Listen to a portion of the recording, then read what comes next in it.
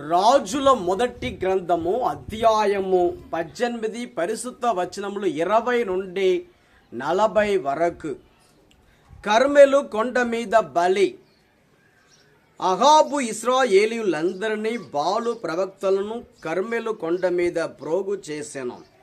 అప్పుడు ఏలియా ముందుకు వచ్చి, ఎన్నాళ్ళని మీరు ఇద్దరు దైవములను పూజింతురు? యావే దేవుడేని అతనిని పూజింపుడు, బాలు దేవుడేని అతనిని పూజింపుడు అని పలికెను. కాని ప్రజలొక్క పలుకైన పలుకరైరి. ఏలియా మరల, ప్రభువు ప్రవక్తలలో మిగిలియున్న వాడను నేనొక్కడనే, కాని బాలు ప్రవక్తలు 480 మంది ఉన్నారు. మాకు 2 ఎద్దుల నిప్పింపుడు, వారినొక ఎద్దును తీసుకొమ్మనుడు. వారు దానిని చంపి ముక్కలు ముక్కలుగా కోసి కట్టెల మీద పేర్చవలెను. నిప్పు మాత్రము అంటింపరాదు. నేను తీసుకొన్న 2వ ఎద్దును కూడా అట్లే కట్టెల మీద పేర్చెదను, కానీ నిప్పంటింపను. పిమ్మట బాలు ప్రవక్తలు వారి దేవుని ప్రార్థింపురు. నేను యావేను ప్రార్థింతును. ఆ ప్రార్థనకు నిప్పు పంపించు వాడెవడో అతడే మన దేవుడు అనెను. ఆ సవాలుకు ప్రజలందరూ సరియే అనిరి. ఏలియా బాలు ప్రవక్తలతో, మీరు చాలా మంది ఉన్నారు కనుక మొదట మీ ఎద్దును కోసి కట్టెలపై పేర్పుడు, మీ దేవతను ప్రార్థింపుడు, నిప్పు మాత్రము అంటింపకూడు అని పలికెను.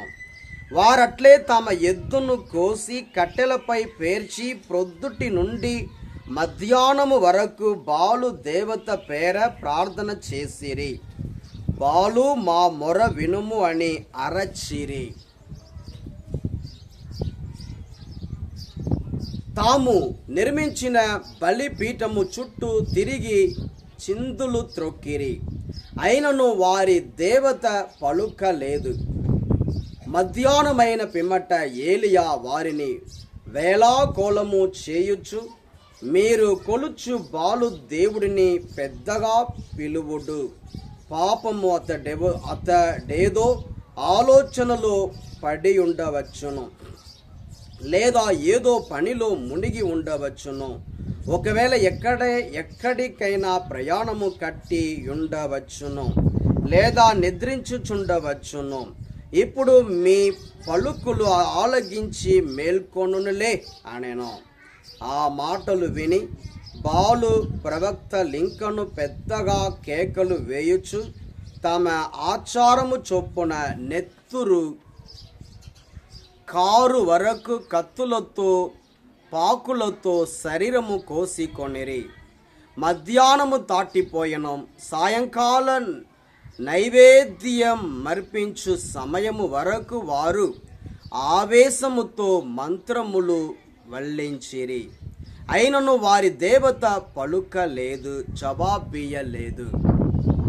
అంతటా ఏలియా ప్రజలను తన దగ్గరకు రమ్మని పిలువగా వారందరూ అతని దగ్గరకు వచ్చిరి. అతడు పడిపోయి ఉన్న యావే బలిపీఠమును మరమ్మత్తు చేయించెను. యాకోబు కుమారులు 12 మంది తెగ నాయకుల పేరు మీదిగా 12 రాళ్లను ప్రోగు చేసి కొనెను. ఈ యాకోబునకే ప్రభువు ఇశ్రాయేలని పేరు పెట్టెను.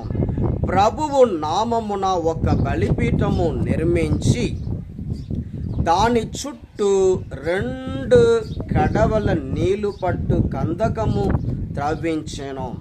అటు పిమ్మట బలిపీఠము మీద కట్టెలు పరచి వాని మీద ముక్కలు ముక్కలుగా కోసిన ఎద్దు కండ తుండెములను పేర్చెను.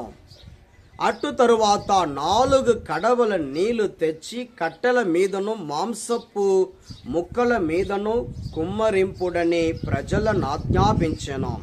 వారట్లే చేసిరి. ఏలియా 2వసారి 3వసారి కూడా ప్రజలచే అట్లే నీళ్లు పోయించెను.